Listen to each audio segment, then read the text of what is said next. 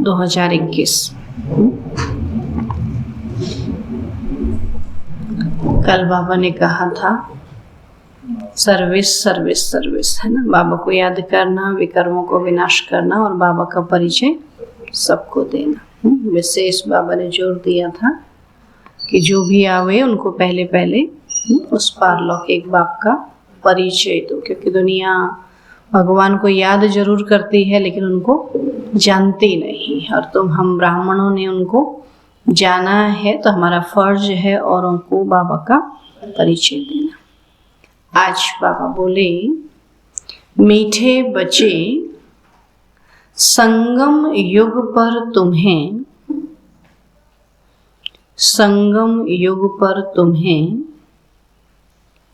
बाप द्वारा अच्छी बुद्धि और श्रेष्ठ मत मिलती है। संगम युग पर तुम्हें बाप द्वारा अच्छी बुद्धि और श्रेष्ठ मत मिलती है, जिससे तुम ब्राह्मण से देवता बन जाते हो। जिससे तुम ब्राह्मण से देवता बन जाते हो। प्रश्न है, तुम बच्चे किस मस्ती में रहो तो चलन बड़ी रॉयल हो जाएगी। तुम बच्चे किस मस्ती में रहो तो चलन बड़ी रॉयल हो जाएगी। उत्तर है, तुम्हें ज्ञान की मस्ती चढ़ी रहनी चाहिए। तुम्हें ज्ञान की मस्ती चढ़ी रहनी चाहिए कि ओहो हम भगवान के सम्मुख बैठे।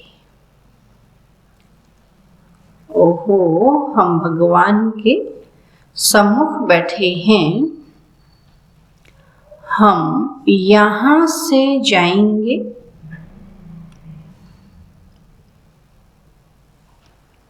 जाकर विश्व का मालिक क्राउन प्रिंस बनेंगे। हम यहाँ से जाएंगे जाकर विश्व का मालिक क्राउन प्रिंस बनेंगे। जब ऐसी मस्ती रहे तो चलन स्वतः रॉयल हो जाएगी। जब ऐसी मस्ती रहे तो चलन स्वतः रॉयल हो जाएगी। मुख से बहुत मीठे बोल निकलेंगे।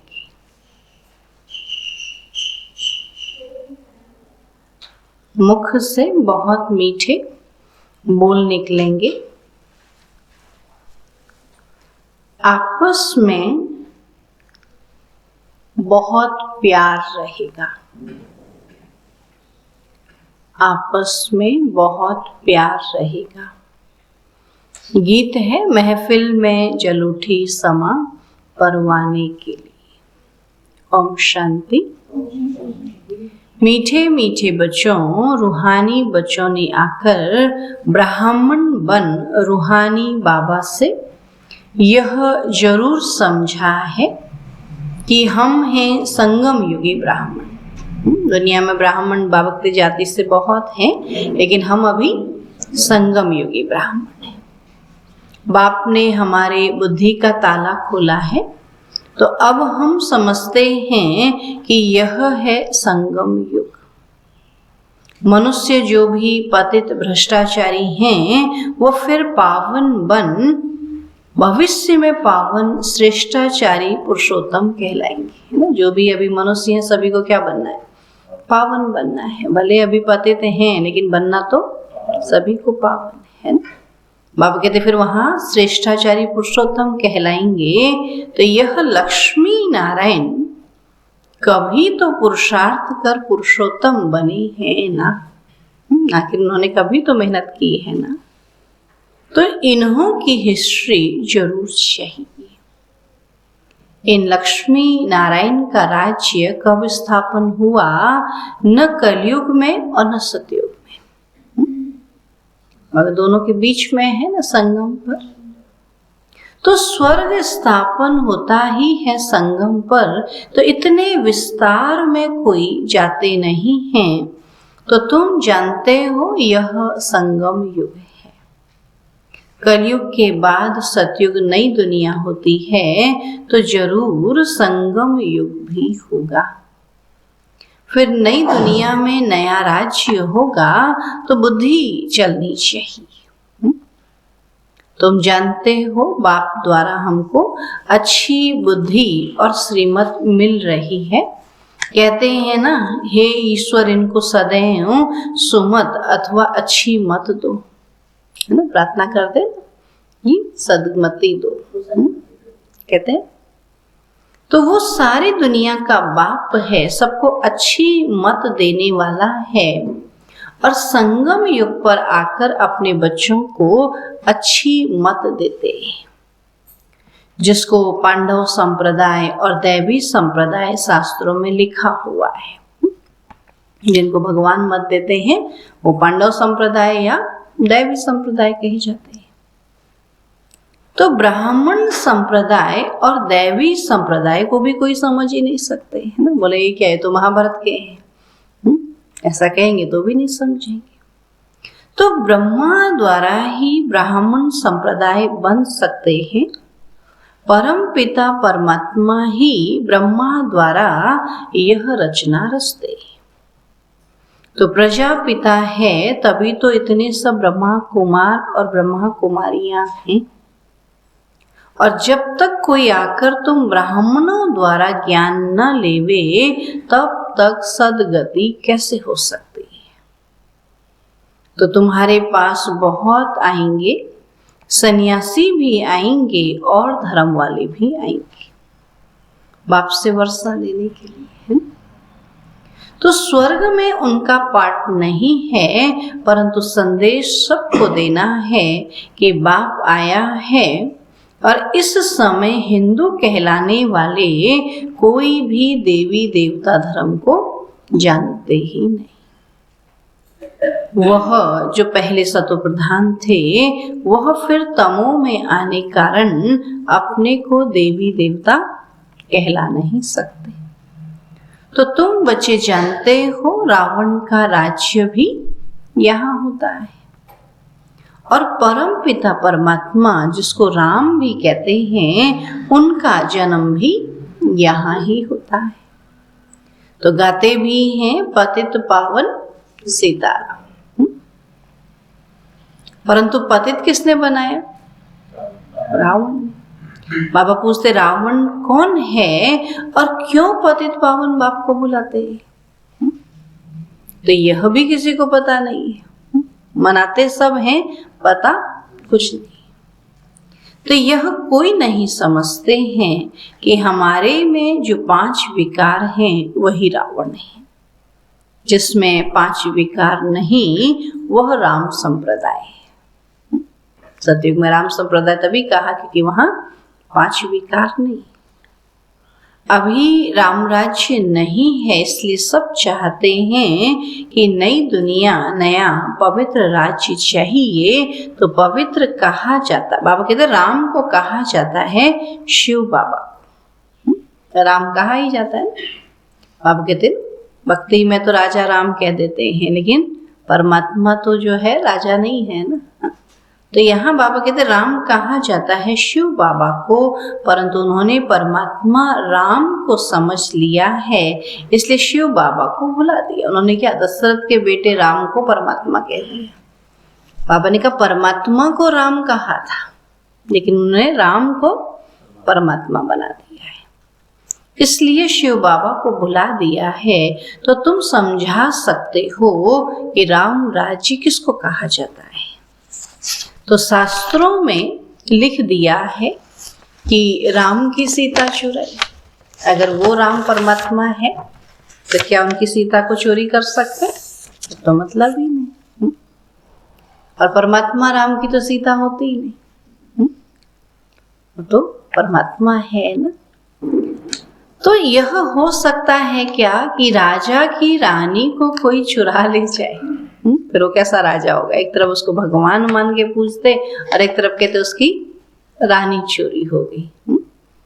फिर इसलिए तो कहते हैं ना, और धर्म वाले यही कहते हैं कि जो अपनी रानी को नहीं संभाल सका वो तुमको क्या देगा, है ना। तब बाबा कहते अपने ही धर्म की ग्लानि लिखती है। तो शास्त्र भी ढेर हैं। मुख्य शास्त्र है गीता, और शास्त्रों में लिखा है कि ब्रह्मा द्वारा ब्राह्मण, देवता, क्षत्रिय धर्म की स्थापना करते हैं ना। बाबा कहते मैं मुख्य 3 धर्म की स्थापना करता हूँ, ब्राह्मण, देवता और क्षत्रिय। तो प्रजापिता भी यहाँ ही चाहिए। ब्रह्मा को इतने ढेर बच्चे हैं तो यह है मुख वंशावली। इतने कुख वंशावली तो हो ना सके ना। गर्भ से इतने बच्चे बाबा कहते हैं कि पिता के तो नहीं हो सकते। जबकि सरस्वती भी मुख वंशावली है तो ब्रह्मा की स्त्री हो नहीं सकती ना। ब्रह्मा की बेटी ब्राह्मणी का, और भक्ति में क्या कह देते हैं? ब्रह्मा की पत्नी ब्रह्माणी कह देते हैं ना। ब्राह्मणी की जगह उसको ब्रह्माणी कर दिया। तब बाबा कहते हैं ये भी क्या है? बेटी है ना। स्त्री तो हो ही नहीं सकती क्योंकि वो तो प्रजा का पिता है। अब बाप कहते हैं ब्रह्मा मुख द्वारा तुम ब्राह्मण बनते हो, मेरे बच्चे बनते हो, और तुम बच्चे जानते हो कि शिव बाबा की कितनी महिमा है। बाप पतित पावन लिबरेटर भी है, और यह सब गाते भी हैं परंतु समझते नहीं हैं। इसलिए पहले बाप का परिचय देना है कि वह पतित पावन है और वह गीता का भगवान भी है। 2 बातें सिद्ध करने। पतित पावन तो सिद्ध कर लेते हैं, लेकिन गीता का भगवान है सिद्ध करने में थोड़ा मेहनत है, क्योंकि समझ ही नहीं आता है। तो निराकार शिव बाबा है तो जरूर आकर ज्ञान सुनाया होगा। अब जिस शरीर द्वारा ज्ञान सुनाते हैं उसका नाम रखा है ब्रह्मा। शिव बाबा तो निराकार है, आखिर किसी तन में आए ना, और जिस तन में आया उसको ब्रह्मा कहा। नहीं तो ब्रह्मा कहाँ से आए? और ब्रह्मा का बाप कौन? शिव बाबा। तो ब्रह्मा, विष्णु, शंकर का रचयिता कौन? यह है गुह्य प्रश्न, है ना। अब भक्ति में तो क्या कहते ब्रह्मा विष्णु को याद करते, विष्णु ब्रह्मा को याद करते, शंकर जो है विष्णु को याद करते, एक दूसरे को तीनों याद। ऐसा कहीं होता है क्या? बाबा कहते ये बहुत गुह्य प्रश्न है। त्रिमूर्ति देवता तो कहते हैं परंतु वह आए कहाँ से? अब बाप समझाते हैं इनका भी रचता ऊंच ते ऊंच भगवत ही है। बाबा ऊंचे ते ऊंचा भगवान कहते हैं ना। तो ब्रह्मा विष्णु शंकर का भी रचयिता ऊंच ते ऊंच भगवान शिव बाबा है, जिसको शिव कहते हैं। तो ये 3 देवताएं लाइट के, जैसे आज का सारे चित्र किसके बना दिए? लाइट के बना दिए, ट्रांसलाइट के चित्र बना दिए। बाबा कहते ये है ही 3 देवता काय के।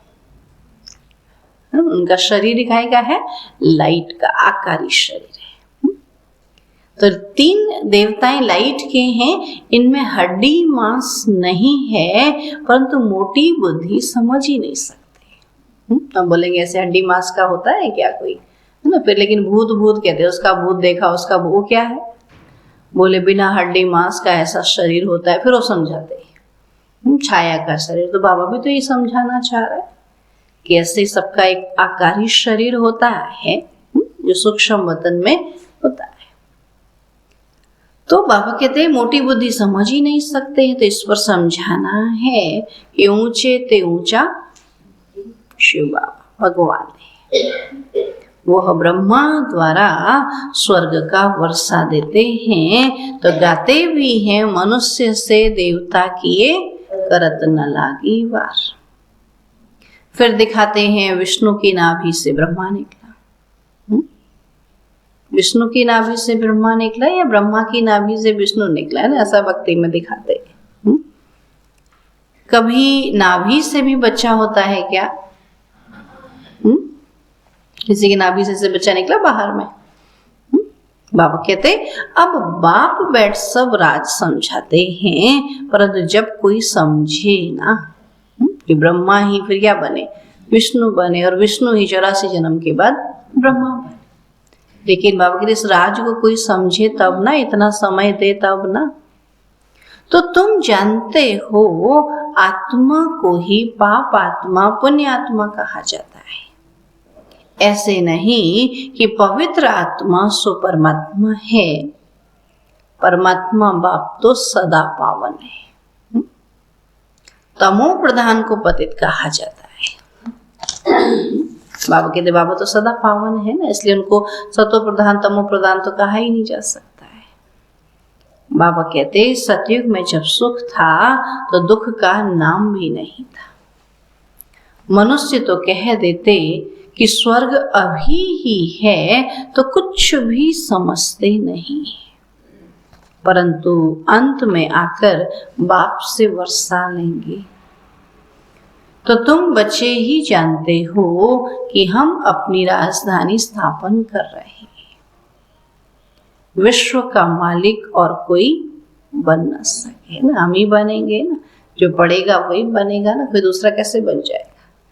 तो आप कहते कोई दूसरा विश्व का मालिक बन ही नहीं सकता है। विश्व पर राज्य सतयुग में होता है, कलयुग में सारी विश्व पर राज्य कोई कर न सके।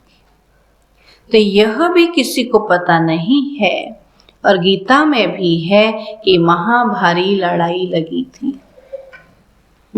बाबा कहते कि गीता में भी है कि महाभारी लड़ाई लगी थी, तब ही सब धर्म विनाश हो जाते। जैसे बांस का जंगल होता है, बाबा कहते बांस का जंगल होता है ना, उसमें आग लगती है ना, कहते जब वो सूख जाता है तो आपस में टकराने पर आग लग जाती है। ऐसे ही कलयुगी जंगल है, यहाँ भी सब क्या कर रहे हैं, आपस में टकराते हैं। बाबा कहते हैं कि बांस का जंगल जब सूख जाता है, आपस में टकराने में आग लग जाती है और सारा जंगल जल जाता है, तो यह मनुष्य सृष्टि झाड़ भी जड़ जड़ीभूत हो गया है। इनको भी अब आग लगने वाली है। 1-2 में लड़कर खत्म हो जाएंगे, तो आग का सामान बनाते ही रहते हैं। हर एक को देखो किसका लड़ने का ही सामान बना रहे हैं ना, और क्या विकास हो रहा है, बोला लड़ाई के लिए तैयारी कर रहे हैं। किससे लड़ना है, पता ही नहीं ना किससे लड़ना है। विकारों से लड़ने के बजाय 1-2 से लड़ते हैं ना। तब बाबा कहते हैं अभी एटॉमिक बॉम्ब्स द्वारा आग लगनी है, यह राज वह नहीं जानते। कितने बॉम्ब बनाए हैं, इनसे हमको दुनिया को आग लगानी पता ही नहीं। तो अभी कलयुग नर्क बदल स्वर्ग होने वाला है, तो इस ज्ञान में मस्ती बहुत चाहिए। अपने को देखना है कि हम उस मस्ती या नशे में रहते हैं। बाबा कहते हम इस मस्ती में रहते हैं कि हम भगवान के बच्चे हैं, भगवान से पढ़ रहे हैं, विश्व के मालिक बनने वाले हैं। बाबा कहते अपने को देखना है कि हम उस पढ़ाई की मस्ती में रहते हैं। कितना ना ऊंच, जैसे कोई IAS ऑफिसर बनना चाहता है, कितना नशे में रहता है, कितना मस्ती में रहता है। लेकिन यहाँ विश्व के मालिक बनने वाले बोला नींद ही बहुत होगी। नींद कब होती है? हाँ, जब पढ़ने में मन नहीं लगता तो नींद आती है। और बाबा कहते पढ़ाई का तो नशा होना चाहिए। ये दूसरा नशा हो जाता है ना, नशा भी होता है ना, एक नशे में नींद आ जाती है और एक नशे में सबको बताते ही रहते हैं। तो हम परमात्मा की संतान हैं, उनसे स्वर्ग का वर्षा पा रहे हैं, तो आपस में बात करने की रॉयल्टी चाहिए। यहाँ से सब कुछ सीखना है, बाद में वही संस्कार ले जाएंगे, है ना। संगम पर संस्कार बनाएंगे। अभी कैसे संस्कार बनाए? देवता ही हैं, क्या समझते हम देवता बन सकते? ऐसे संस्कार हैं? या अभी वही जोश, वही क्रोध, वही रौब, अभी क्या देवता ऐसे होंगे? कहते हैं हम देवता बनने वाले हैं ना। अभी भी एक बहन और कल हम भाई कहते हैं हम देवता बनने वाले, ये वो कहती ऐसे कहती, पीछे से ऐसे करती है। मैंने कहा मतलब कहती गुस्सा गुस्सा गुस्सा, कहते कहाँ देवता बनने वाले? वो पीछे से कहती कहाँ बनेंगे, ऐसे हाथ से सकती कहाँ बनेंगे, और वो कहते हम देवता बनने वाले। देखो घर में ही बता देते हैं ना। हाँ, तो हम देखिए हमारे घर वाले क्या हमसे खुश है, वो समझते हैं हम देवता बनने वाले। तो इसलिए अपने को चेक करना कि हम देवता बनते। तो मैं हंस रही थी, मैंने कहा शांति, तुम भी शांति, वो भी शांति, शांति रहो, क्या करेंगे? तब बाबा कहते हैं कि हम परमात्मा की संतान हैं, उनसे स्वर्ग का वर्षा पा रहे हैं, तो यहाँ से सब कुछ सीखना है, अर्थात बाबा से सब कुछ संगम युग पर सीखना है। बाद में वही संस्कार ले जाएंगे। तो सोचो देवता के संस्कार चाहे हो रहे नहीं। अति मीठा बनना है, बड़ा नशा रहना चाहिए। शिव बाबा के हम बच्चे देवता पद पाने वाले हैं, तो एक दो में कितना प्यार से बोलना चाहिए। कितना प्यार से बोलते हैं? हाँ, जैसे जानवर लड़ते हैं आपस में, इतना प्यार से लड़ते हैं। लड़ते हैं ना, बच्चे बोलते हैं कैसे लड़ते हैं। कई एक बोल रहे थे कि ऐसे लड़ते हैं जैसे कुत्ते बिल्ली लड़ते हैं। मैंने कहा मतलब कहते घर में हमारे ऐसे होता है। ज्ञानी बाबा के बच्चों के लिए उनके बच्चे ऐसा कहते तो कैसा लगेगा सोचो। अब बाबा क्या कह रहा है? हाँ, प्यार से रहना है, एक दो में कितने प्यार से बोलना चाहिए। परंतु बच्चों के मुख से अर्जुन फूल निकलते ही नहीं। तुम कितने ऊंच हो, तुमको यह याद रहे कि हम शिव बाबा की संतान हैं, फिर सतयुग में महाराजा बनेंगे। गोया हम विश्व के क्राउन प्रिंस बनेंगे। तो तुम बच्चों को आंतरिक खुशी होनी चाहिए कि हम परमात्मा के सम्मुख बैठे, जिससे स्वर्ग का वर्षा मिलता है। उनकी श्रीमत पर चलना है। तो तुम जानते हो हमारी राजधानी स्थापन हो रही है, तो राजधानी में सब चाहिए। सुना फिर बाबा क्या कह रहा? सब चाहिए। क्या बता दे रहा है? हाँ, सब चाहिए में क्या कह दे रहा है कि राजा बनने वाले नहीं, इसे सब चाहिए कह देता। बाबा कहते कि राजधानी स्थापन हो रही है, राजधानी में सब चाहिए, परंतु तुम बच्चों के मुख से सदैव रतन निकलनी चाहिए। सुना आज बाबा क्या कहता? बाबा रूप भी है तो बसंत भी है, तो कहानियां सब अभी की हैं। तो बाप है ज्ञान का सागर, वह ज्ञान की वर्षा करते हैं, बाकी वह इंद्र देवता बरसात बरसाते हैं, ऐसी बात है ही नहीं। यही इंद्र देवता है जो इन कर्मेंद्रियों से क्या करते हैं? बरसात बरसाते हैं। अभी कौन सी बरसाते हैं वो तो आपको ही पता होगा। ज्ञान की बरसात बरसानी है ना। बाबा कहते हैं ये बादल तो नेचुरल बनते हैं, बरसात पड़ती है। सतयुग में यह 5 तत्व भी तुम्हारे गुलाम बन जाते हैं, और यहाँ मनुष्य सबके गुलाम बन पड़े। वहां बाबा कहते जब इन तत्वों को अपने वश में करेंगे तभी तो वहां पर गुलाम होंगे ना, अभी तो हम ही इनके वशीभूत हो जाते हैं ना। तब बाबा कहते हैं यहाँ मनुष्य सबके गुलाम बन पड़े हैं, यहाँ हर बात में मेहनत करनी पड़ती है ना। अभी गर्मी आई तो मेहनत, सर्दी आई तो मेहनत, बरसात, तो यहाँ तो तत्व क्या कर रहे हैं? हमको इफेक्ट डाल रहे हैं ना, हमारे पर प्रभाव डाल रहे हैं ना। तो बाबा कहते क्या करना है? हर हाल में हमको क्या करना है? अभी कहेंगे गर्मी आ गई तो क्लास कैसे करें, ठंडी आ गई तो क्लास कैसे करें। कई सारे बहाने हैं ना बाबा को याद करने के। तो बाबा कहते यहाँ हर बात में मेहनत करनी पड़ती, और वहां सब बात स्वतः हो जाती है। तो बच्चों को बाबा की याद सदा रहनी चाहिए, इससे खुशी का पारा सदा चढ़ा रहेगा। वो लोग साइंस वाले भी मंथन करते। तुम बच्चों को वाणी का मंथन करना, वाणी कहते बाबा की वाणी, बाबा की मुरली, अभी मुरली बोल देते, पहले से वाणी बोलते थे, जिसको अव्यक्त वाणी कहा गया। दुनिया वाले आकाशवाणी कहते थे, यही आकाशवाणी तो है, आकाश से ही तो बोलते हैं ना। तो बाबा कहते वाणी का मंथन भी करना है, मुरली का मंथन भी करना है। वाणी का प्रवाह कभी कभी बहुत अच्छा रहता है, कभी कम, तो इसको कहा जाता है मंथन करना। बाबा कहते बाबा की मुरली का भी मंथन करना, फिर हमने क्या बोला उसका भी मंथन करना है। बाबा की मुरली का तो मंथन कर लेते हैं, और अपनी वाणी का करते? बोल दिया बस, क्या क्या बोला पता ही नहीं, यहाँ तक पहुंच रहा है, यहाँ से बोल रहे हैं यहीं तक नहीं पहुंच रहा, तो वहां तक क्या पहुंचेगा? अपना ही बोला याद रहता है, मैंने क्या बोला। हम कई बार बोलते हैं मैंने सही बोला ना, गलत तो नहीं बोला कुछ, एक दूसरे से पूछते नहीं पूछते। तब बाबा कहते अपनी वाणी का मंथन करना है। वाणी का प्रभाव, बहुत बच्चे बाप की अवस्था को देख रहे हैं और बाबा अपना अनुभव सुनाते। सोचो बाबा तो बूढ़ा है और बाबा बोलता तो कुछ भी बोल। अभी बूढ़े बुजुर्ग क्या कहते हैं, हम क्या बोलते हैं हमको पता ही नहीं होता, फिर बोलते क्यों? बोलना कब होता है, जब हमको पता हम क्या बोल रहे हैं। अब जिसको पता नहीं होता हम क्या बोल रहे हैं उसको क्या कहते हैं? दुनिया वाले पागल कहते हैं उसको। तो हम क्या है?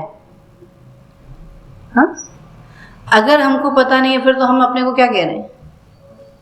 हाँ, तो इसलिए बाबा कहते हैं अटेंशन दो कि हम क्या बोल रहे हैं। तो ब्रह्मा बाबा तो इतना बुजुर्ग था, तो बाबा को भी पता नहीं होना था मैं क्या बोल रहा हूँ। हाँ, ऐसा है ना। बाबा कहते बाबा तो अपना अनुभव सुनाते हैं, तो कभी बहुत उछल का प्रवाह रहता है और कभी कम। कभी कभी कहते हैं ना, बाबा संदिल्ली में बैठे ही कहता मैं तो विष्णु कृष्ण बनूंगा, और खूब उछल करके खूब उमंग उत्साह से सुनाता था। कभी बहुत अच्छी पॉइंट्स निकलती हैं तो बाबा भी मददगार बन जाते हैं। कई बार होता है ना, हमको ज्ञान नहीं आता है, नहीं समझ आती, कोई प्रश्न पूछता है तो हमको लगता है क्या जवाब दे, तो उस समय बाबा क्या करता है? मदद करता है।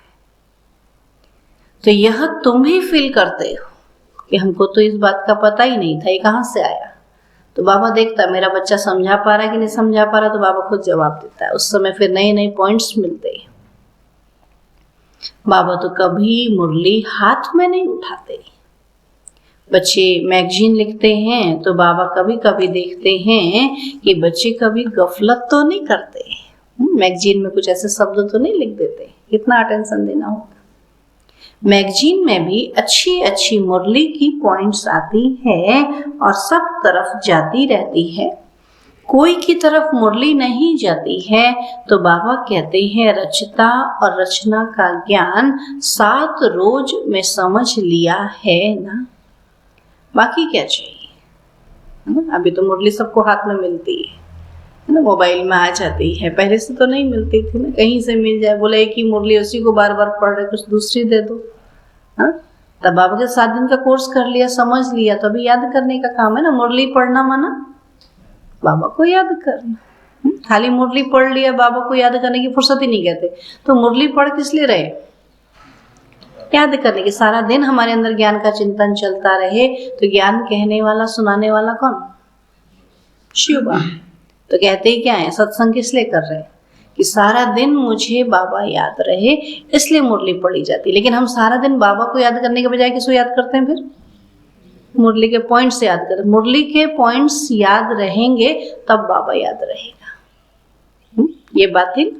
लेकिन हमने क्या किया, बाबा को याद करने के बजाय पॉइंट्स याद कर लिए, और सबको क्या सुनाते हैं? पॉइंट्स सुनाते रहते, बाबा की याद किसी को नहीं दिलाते। तब बाबा ने कहा कि 7 रोज में समझ लिया ना, बाकी क्या चाहिए? बाकी 5 विकारों को भस्म करने का पुरुषार्थ करना है, और तो कोई तकलीफ है ही नहीं। मेहनत ही किस लिए?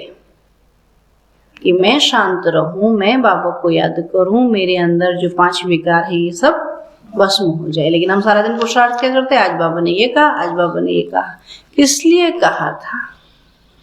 मुझे शांत करने के लिए कहा था, है ना। मेरे अंदर विकारों को भस्म कर, तो मैंने किया। तब बाबा कहते हैं और कोई तकलीफ नहीं है। पॉइंट याद करना मानो वैसा बनना। तो तुम बच्चे कोई के भी सत्संग में जा सकते हो, सेवा करने का भी उमंग आना चाहिए। जब सब धर्म वाले इकट्ठे होते हैं तो समझाना चाहिए कि हर एक का धर्म अलग अलग है। प्यार से समझाना चाहिए, नहीं तो वहां से भी मार खा के आ जाते हैं कई लोग, है ना। कई लोग ऐसे बोल देते ना। अभी एक भाई ने बोल दिया कहीं स्कूल में जाके कि बोला सब धर्म खत्म हो जाएंगे, एक ही धर्म रहेगा, आदि सनातन देवी देवता धर्म, है ना, और यही धर्म श्रेष्ठ है। तो क्या होगा? होगा कि नहीं झगड़ा? सब धर्म अपनी अपनी जगह श्रेष्ठ है, अपनी अपनी जगह श्रेष्ठ है। लेकिन इन सबसे पहला निकला हुआ ये है, जैसे पेड़ का चित्र दिखाते ना कल्प वृक्ष का, ऐसे समझा सकते हैं ना। हा? तब बाबा कहते हैं सब धर्म अलग अलग है, भाई भाई कहते हैं, परंतु मिलकर एक नहीं हो सकते। हो सकते? चार भाई हैं तो चार भाई तो रहेंगे ना, एक हो सकते? रहेंगे तो चार ही ना। तब बाबा कहते हैं ये सिर्फ कहने की बात है। बाप कहते हैं मैं आकर ब्राह्मण बनाए फिर देवी देवता धर्म स्थापन करता हूँ। वहां सतयुग में दूसरा कोई धर्म रहता ही नहीं। कोई भी बीज होता है, एक होता है, उसी से शाखाएं निकलती है, उसको क्लियर कर सकते हो। लेकिन कोई रहेगा ही नहीं कह दो तो फिर क्या होगा? तब बाबा कहते कि सतयुग में एक ही धर्म रहता, यह वही महाभारत लड़ाई है। तो गीता में भी है इसका, गीता में भी इसका वर्णन किया हुआ है। तो यह एक ही पढ़ाई है और पढ़ाने वाला भी एक ही है। ज्ञान जब पूरा होगा तब बाप कहते हैं मैं भी चला जाऊंगा। सुना, जब सबको ज्ञान पूरा दे देंगे तो बाबा परम धाम जाके बैठ जाएंगे। मुझे कलयुग के अंत में ज्ञान सुनाना है और मुझे कल्प कल्प आना है। अभी बाबा ने सारा ज्ञान दे दिया है। कुछ रह गया? कुछ रह गया तो हमको धारण करना रह गया, बाकी ज्ञान सुनाना रह गया, ऐसा नहीं। बाबा कहते मुझे कल्प कल्प आना है, एक सेकंड भी कम जास्ती नहीं होगा। और जब ज्ञान पूरा हो फिर कर्मातीत अवस्था में चले जाएंगे तो विनाश भी हो जाएगा। दिन प्रतिदिन तुम्हारी सर्विस बढ़ती जाएगी और यहाँ तो न किसी में पवित्रता है और न दैवी गुणों की धारणा है। सुना आज बाबा क्या कहता? कलयुग में तो न पवित्रता है न दैवी गुणों की धारणा है, और वहां पवित्रता का अंतर देखो कितना है।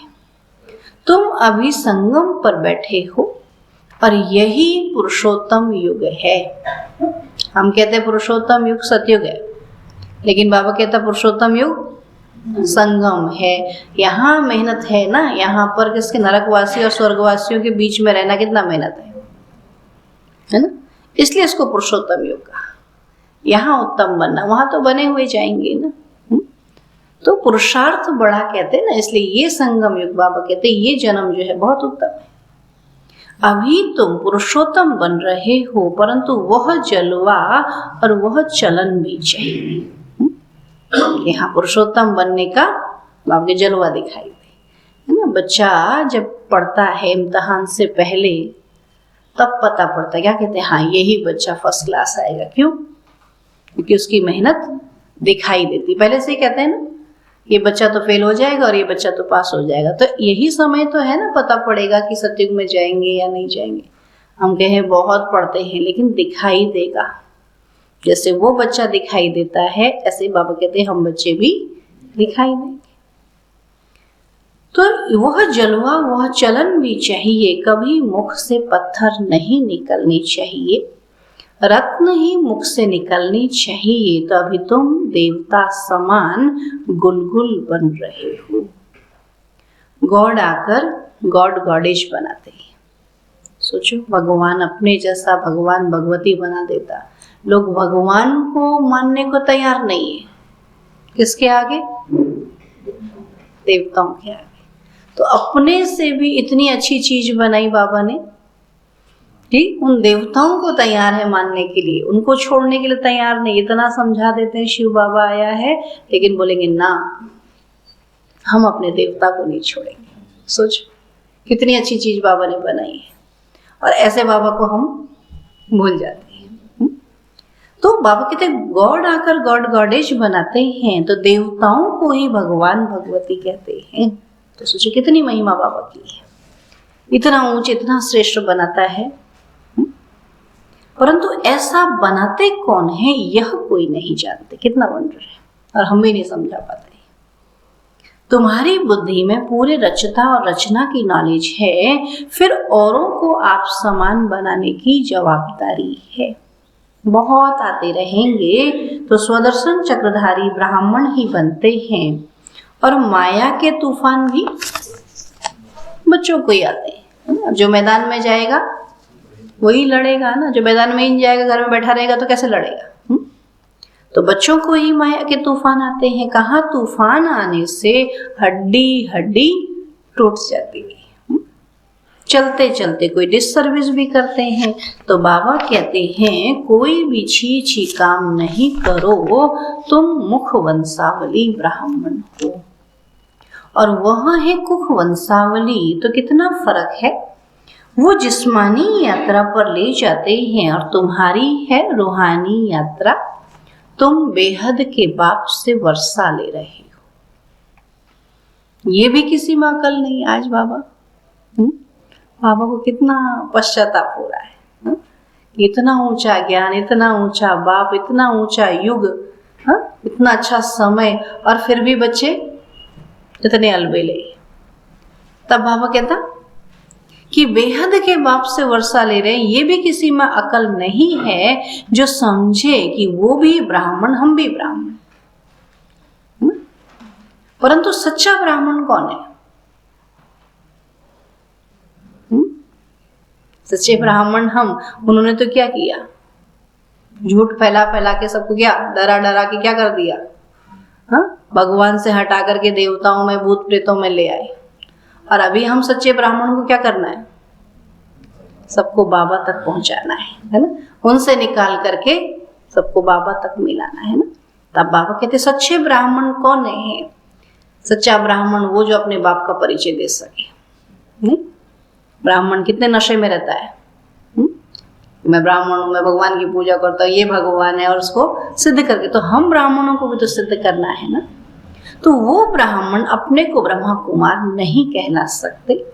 तुम अपने को ब्रह्मा कुमार कहलाते हो तो जरूर ब्रह्मा भी होगा, परंतु उनकी बुद्धि में यह बातें आती नहीं है जो पूछे। बाबा कल्प कल्प तुम बच्चों को आकर यह बातें समझाते हैं कि तुम ब्रह्मा की औलाद, ब्राह्मण सब भाई बहन ठहरे। फिर वह विकार में कैसे जा सकते? अगर कोई जाते हैं तो ब्राह्मण कुल को कलंकित करते हैं, तो अपने को ब्रह्मा कुमार कुमारी कहलाकर फिर पतित नहीं हो सकते। अच्छा, मीठे मीठे सिकील थे बच्चों प्रति माता पिता बाप दादा का याद प्यार और गुड मॉर्निंग। रूहानी बाप की रूहानी बच्चों को नमस्ते। हम रूहानी बच्चों की रूहानी बाप दादा को नमस्ते नमस्ते नमस्ते। धारणा के लिए मुख्य सार है, वाणी से जो सुनते हैं उस पर मंथन करना है। ठीक है, आज अपनी वाणी भी सुनना, बाबा की वाणी तो रोज सुनते हैं, उसको तो मंथन करते। अभी अपनी वाणी का भी, हमारी वाणी का प्रवाह क्या रहता है? प्रवाह माना लय होता है ना, एक प्यार की होती है, एक क्रोध की होती है, एक जोश की होती है, तो उसका भी ध्यान देना। वाणी से जो सुनते हैं उस पर मंथन करना है। पुरुषोत्तम बन रहे हैं इसलिए चलन बहुत रॉयल बनानी है। पुरुषोत्तम बन रहे हैं इसलिए चलन बहुत रॉयल बनानी है। मुख से कभी पत्थर नहीं निकालने, मुख से कभी पत्थर नहीं निकालने। दूसरा पॉइंट है, बहुतों को आप समान बनाने की जवाबदारी समझ, बहुतों को आप समान बनाने की जवाबदारी समझ सर्विस पर तत्पर रहना है, सर्विस पर तत्पर रहना है। कोई भी छी छी गंदा काम करके डिससर्विस नहीं करनी है, कोई भी छी छी गंदा काम करके डिससर्विस नहीं करनी है। आज का वरदान है, एक रस स्थिति द्वारा अति इंद्रिय सुख की अनुभूति करने वाले, एक रस स्थिति द्वारा अति इंद्रिय सुख की अनुभूति करने वाले सर्व आकर्षणों से मुक्त भव, सर्व आकर्षणों से मुक्त भव।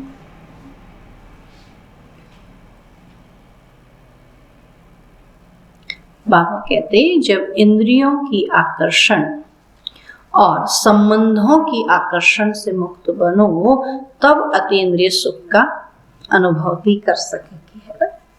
जब इंद्रियों की आकर्षण और संबंधों की, दो ही चीजें खींचती है ना, तो संबंध खींचते हैं या इंद्रियां खींचती हैं। कोई भी कर्मेंद्रिय के वश होने से जो भिन्न भिन्न आकर्षण होते हैं, वह अति इंद्रिय सुख व हर्ष दिलाने में बंधन डालते हैं। लेकिन जब बुद्धि सर्व आकर्षणों से मुक्त हो, एक ठिकाने पर टिक जाती है, हलचल समाप्त हो जाती है, तब एक रस अवस्था बनने से अति इंद्रिय सुख की अनुभूति होती है। सुना, जब बाबा कहते हलचल समाप्त हो जाएगी, आकर्षण की हलचल, तब बुद्धि एक रस होगी और एक में टिक जाएगी, तब अति इंद्रिय सुख की अनुभूति होगी। स्लोगन है, अपनी बुद्धि की लाइन सदा क्लियर रखो, अपनी बुद्धि की लाइन सदा क्लियर रखो, तो एक दो के मन के भावों को जान लेंगे। अपनी बुद्धि की लाइन सदा क्लियर रखो, तो एक दो के मन के भावों को जान लेंगे। अच्छा, ओम शांति।